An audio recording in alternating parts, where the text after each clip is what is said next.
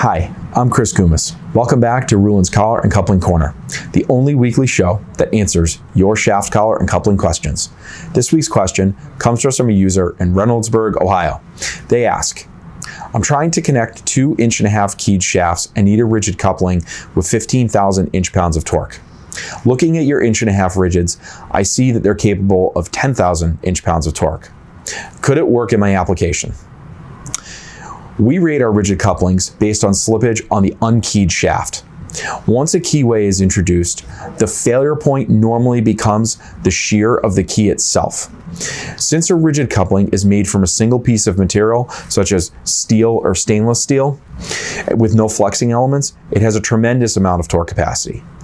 As a manufacturer, we have to rate to what we can reasonably test for.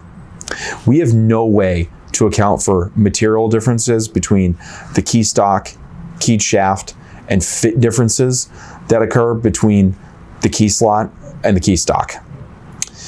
This is why we cannot give a higher rating to the keyed coupling versus the unkeyed coupling. Our guidance to this customer was to find out what the shear point of the key was. The 15,000 inch-pounds of torque is most likely not going to do anything to the rigid coupling. If the key could handle the torque, we would recommend the user at minimum test to see if the rigid coupling is a suitable alternative for them.